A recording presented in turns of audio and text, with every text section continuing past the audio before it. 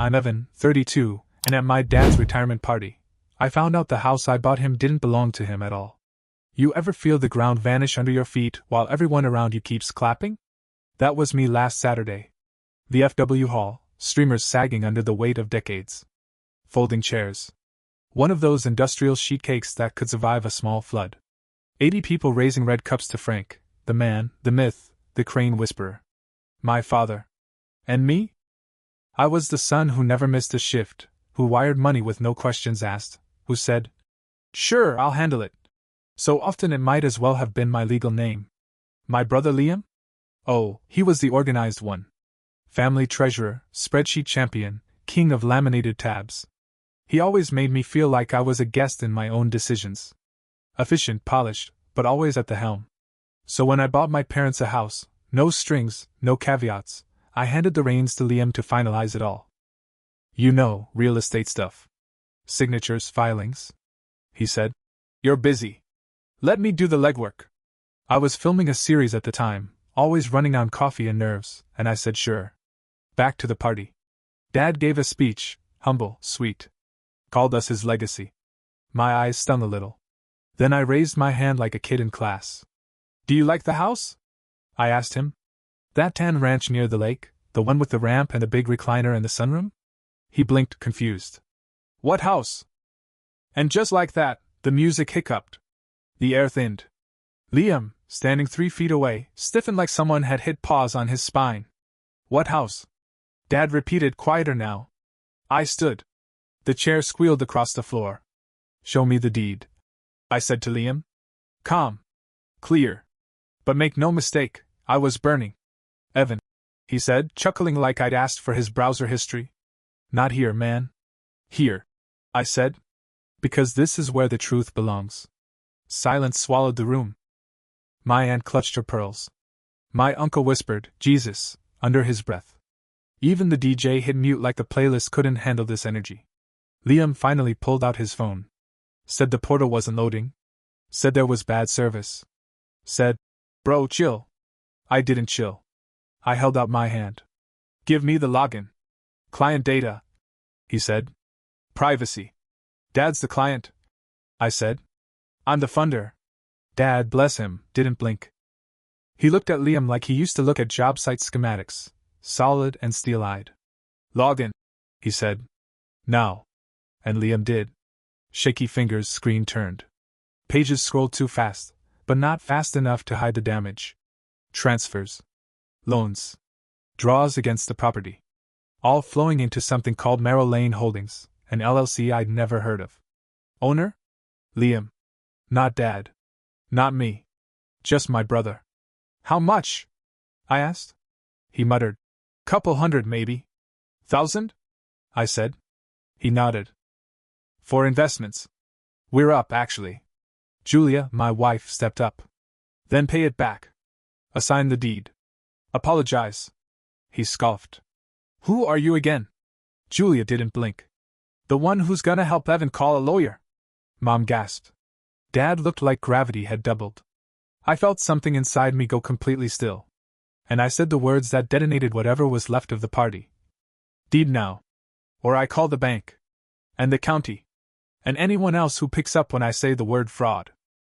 The party was over. Now I was just getting started. The Monday after the party, I was sitting in a law office that smelled like old paper and burnt coffee. The kind of place where everything's beige except the rage in your chest. Across from me sat Julia, flipping through a manila folder like she was dealing cards at a table that no longer accepted bluffing. The lawyer, Merrill, mid-50s, buzzcut, eyes that missed nothing, listened without blinking as I laid it out. House bought in good faith, funds transferred from my account, deed never recorded in my father's name, LLC I didn't authorize, loan pulled against an asset under false pretenses. Merrill didn't flinch. We start with 3 things, he said. Revoke the power of attorney, freeze the home equity line, and file a notice of interest with the county recorder to block any further transfers. I nodded. My teeth hurt from grinding. Can we do it today? He leaned forward. You don't wait in situations like this. You move. Julia drove us straight to a notary while I texted Dad, need you and Mom for signatures. Urgent but fixable. Dad replied with a thumbs-up emoji like it was any other Tuesday. He still didn't know the full damage that was coming. Mom looked shaken when we met them at the bank. Her cheeks blotchy, her mouth tight with 1,000 unsaid things. But she signed the POA revocation. So did Dad. Their hands trembled, but their signatures were strong. You were busy, she mumbled, not meeting my eyes. You gave Liam power over your future without telling me, I said. She flinched like I'd slapped her. He said it was temporary. For convenience. That's what con men say, Julia muttered. At the bank, Merrill got us on the line with fraud prevention. I listened as he walked them through the loan. Unauthorized use of POA, misrepresentation of asset control, potential elder financial abuse. That phrase, elder financial abuse, hit me like a bat. I wasn't ready for the truth to have that kind of bite. The bank froze the account. The county clerk accepted our notice and stamped it with a satisfying thunk that felt like the first lock clicking into place. Step 1. Step 2. Step 3. I wanted to scream, but we were finally moving. Liam texted me that night. You're blowing this way out of proportion. Then, we're in the middle of an investment cycle. This hurts everyone. Then, you're killing your own parents' equity, bro. Then, a final one. You're dead to me. I stared at it. Took a breath. Typed back. I'd rather be dead to you than dumb for life. Merrill called the next morning. We'll need a forensic accountant. Track every dollar from the refinance. See where it landed. Can't wait, I said and meant it. Turns out, the investments were a crypto index fund that dropped 18% last quarter, a shady e-commerce coaching platform promising 6 figures in 6 weeks, and an espresso franchise in a strip mall in Ohio. A mall that had 11% foot traffic since the pandemic. Liam was down nearly $60K already. When I told Julia, she didn't blink. So basically, he bet our parents' house on a get-rich-quick starter pack. I nodded. And used my name to get the chips? 2 days later, Liam's lawyer emailed the preemptive defense notice. It accused me of misusing my influence over our aging father to seize control of the home. Merrill laughed so hard I thought he'd crack a rib. This is the legal equivalent of farting in church, he said. Let him come.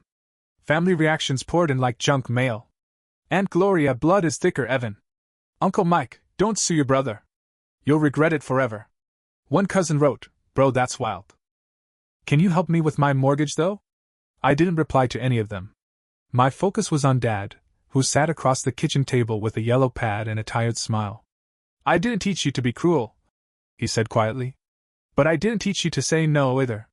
You taught me to work, I said. Now I'm working on the truth. His eyes got glassy, but he nodded. Then don't stop. That night, I pulled the folder out again. Deed status, still in the LLC. Mortgage, still open. HELOC frozen. Funds? Missing. Trust? Burned. I slept 2 hours, then woke up with one phrase stuck in my throat. This was supposed to be a gift. And I realized, this was no longer about a house. This was war. The legal term is conversion. Merrill explained it with all the warmth of a dentist about to yank a molar. It's when someone uses property in a way that defies the rightful owner's intent. Not theft. But close. I gave him the money, I said. I just didn't give him permission to screw me. That, Merrill replied, is conversion. By the following Monday, the forensic accountant, nice woman named Dana with glasses that looked smarter than I felt, had already mapped Liam's rabbit hole of financial wreckage. Color-coded, annotated, cross-referenced against wire transfers and the LLC account. She flipped the screen toward me. Here's the draw against the HELOC, she said, pointing to a $75,000 transfer to a brokerage that dealt exclusively in emerging asset classes. She scrolled. Here's another $40,000 that went to a guy named Seth who runs a real estate mastermind group out of a Discord server. She paused. And this $9,800 island, gym equipment? Wait, I said. He took money out of my parents' house to buy a Bowflex? Dana looked me dead in the eye. And a sauna. I stared at the spreadsheet. It looked like a murder map made of receipts. Every cell was a wound. Every dollar was a trust he'd bled out in broad daylight. We filed. Civil court, breach of fiduciary duty, conversion, and fraud. Merrill said the words like a benediction. The summons went out Thursday. Liam's lawyer responded within 24 hours, tight, snide, and full of bravado. Their strategy? Claimed Liam had always intended to transfer the deed but was structuring the asset for optimized estate planning.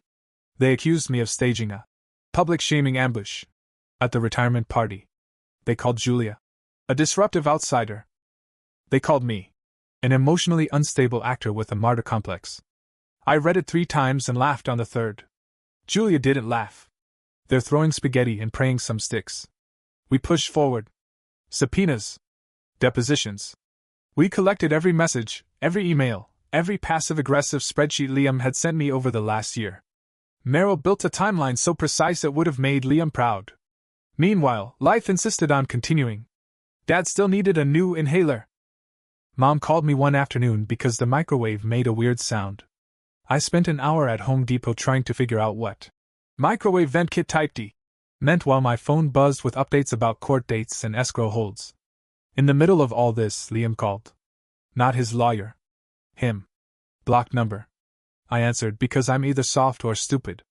You're ruining everything, he said. No, hello. I'm fixing what you ruined, I said, calm as stone. You're dragging our family through the mud. No, I said. You did that the minute you cashed out their future for a gym set and crypto that tanked. There was a long pause. Then the voice I remembered, my brother, not the opportunist. Ev, you know I didn't mean to. Intent isn't a band-aid, Liam. I snapped. Intent doesn't put the deed in Dad's name. Intent doesn't get Mom her peace back. He was quiet for a second. I panicked. I thought I could flip it quick, make it back. You always fix things. I thought you'd bail me out before it got bad. And there it was. The truth beneath the numbers. I was never just the brother. I was the escape hatch. The parachute. I'm not your exit strategy, I said. I'm the reason this ends. He exhaled, low and bitter. You'd really see me in court. I didn't yell. I didn't swear. I said, I already did. Click. That Friday, we went back to the county. Merrill walked me through filing a lease pendens, a notice of pending litigation that would block any attempt to sell, refinance, or transfer the property. It was the legal equivalent of bolting the door shut. Liam's lawyer filed an emergency motion to remove it. The judge denied it before lunch. Dad sat in the passenger seat next to me on the way home, quiet, thoughtful. I don't know how to forgive him, he said. You don't have to, I replied. You just have to protect what's yours. He nodded, slow and tired. This wasn't supposed to be your fight. It is now. And it was. We were 3 weeks into legal hell, and the first real hearing was coming. Merrill was prepping witnesses. Julia was printing everything in triplicate. My inbox was a maze of deadlines, red alerts, and passive-aggressive emails from Liam's counsel. They offered a settlement, laughable, insulting, and reeking of desperation. I rejected it in under 4 minutes. That night, Julia found me at the kitchen counter with a legal pad, red pen in hand, underlining every phrase that didn't sound like accountability. You okay? She asked. I didn't look up. No. But I'm getting there. Then I looked at her. You still think I overreacted? No, she said. I think you reacted finally. I laughed, sharp and tired. We were deep in it now. Too far for denial. Too close to let go. But the deed? The deed was still out of my father's hands. Not for long. The courthouse conference room smelled like old carpet and despair. A windowless box with bad lighting and folding chairs that wobbled under stress, just like my family. Mediation day. The court required it before trial. See if the parties can resolve things amicably, the clerk had said, like that was still on the menu. Liam arrived with his lawyer, a woman in patent leather pumps and a permanent eye roll. He was dressed like a man trying to seem humbled, sweater, slacks, not a lanyard in sight, but he still smiled like he owned the building. We sat in separate rooms. The mediator, a retired judge who looked like he'd rather be fishing, shuffled between us like a hostage negotiator with carpal tunnel. Here's how it went down. Round 1. Mediator walks in, sets the ground rules. No yelling, no phones, no dramatics. I nod. Liam's team sends an offer, deed transfer pending completion of restructuring. No admission of wrongdoing, repayment of Hellick. As market allows. I laughed. Out loud. The mediator scribbled something on his legal pad. Possibly. This is gonna suck, I said. No games. Deed to Dad now. Signed, notarized. Full repayment over 5 years, minimum monthly schedule. No vague someday nonsense. Back across the hallway he went. Round 2. They counter. He'll sign the deed. But he wants a non-disparagement clause. No talking to family, no social media posts. Not that I ever posted anything, but Liam's ego apparently thought I was 2 tweets away from lighting up Reddit. No, I said.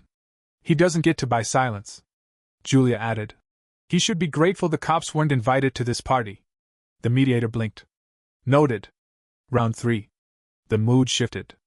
Liam's lawyer returned alone. Less smug now. More legal. She said. He's prepared to accept your terms, repayment schedule, deed transfer, confession of judgment, but wants to avoid trial. If he defaults, you can file the judgment immediately. I leaned forward. Put that in writing. She did. It took another hour, 2 calls to Merrill, and a lot of throat clearing, but we signed. The mediator stamped the agreement. The county clerk scheduled a recording date for the new deed. The confession of judgment went into escrow with a trigger clause that said miss a payment, and we file without further negotiation. Julia exhaled so hard the chair squeaked. I didn't smile. Not yet. On the sidewalk outside, I spotted Liam. Alone. He looked small. No swagger. Just a guy in too thin shoes who bet against the wrong man. I walked past him. He opened his mouth. I raised a hand and said, Don't. That night, I sat on the back porch with Dad and 2 beers. The house was quiet. The dog next door barked at squirrels like they owed him rent. I handed him the deed. Your name, I said. Stamped. Filed. It's yours. He held it like scripture. Mom cried again. Quiet tears this time, the kind that come from the body remembering safety. I didn't think we'd get it back, she whispered. We did, I said. The long way, but we did. That weekend, we held a second party. Not for retirement. For return. No banner. No DJ. Just folding chairs under the pear tree and a crock pot of something that smelled like forgiveness. Liam wasn't invited. No one asked why. Some family came. Others didn't. The ones who showed up brought pie and real hugs. Uncle Joe said, Good man, and handed me a keychain with owner stamped on it like it was a medal. Julia toasted me with lemonade and said, To my husband, who makes paper mean something. I smiled finally. Tired, sure. But whole.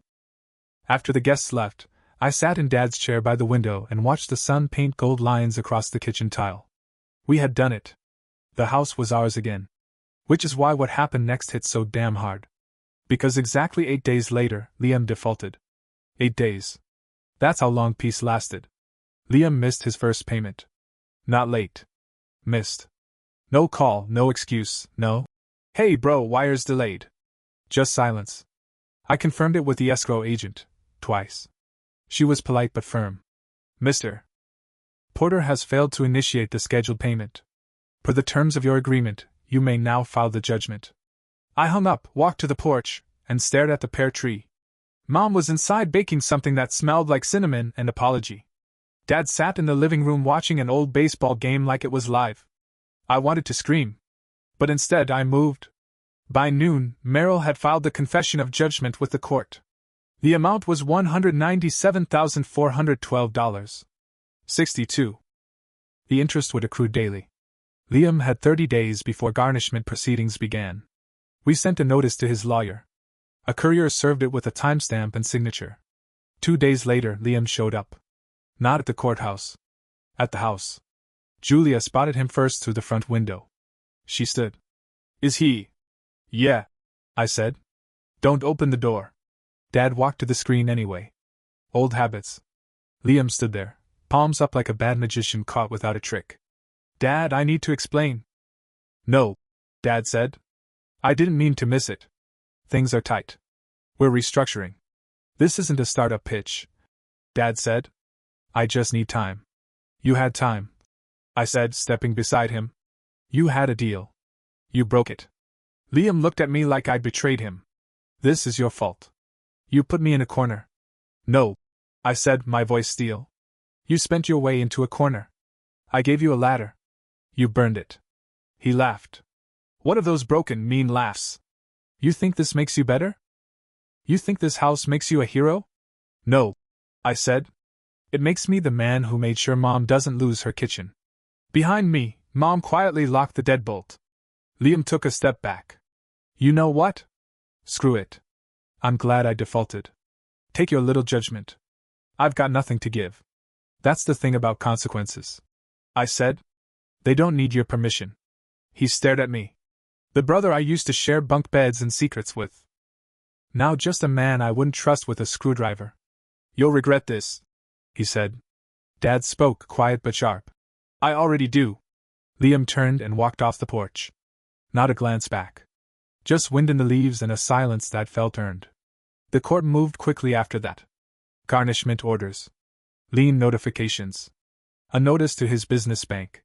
Within weeks, Liam's life shrank. Accounts frozen. Clients wary. His real estate firm quietly dissolved. Some relatives called it cruel. Others said nothing. The loudest critics were the quietest when I offered to show them the bank records. Mom had a hard time with it. She stopped baking for a bit. Sat at the window too long. One night, she said, I raised 2 boys. One built this porch. One tried to sell it.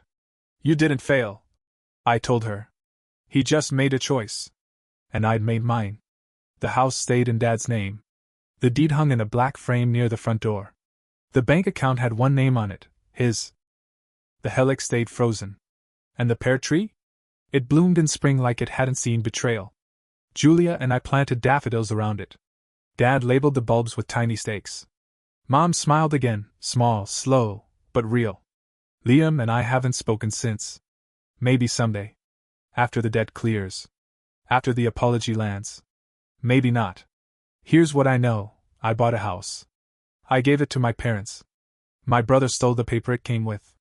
And I asked, show me the deed. And I got it. Stamped. Filed. Fought for.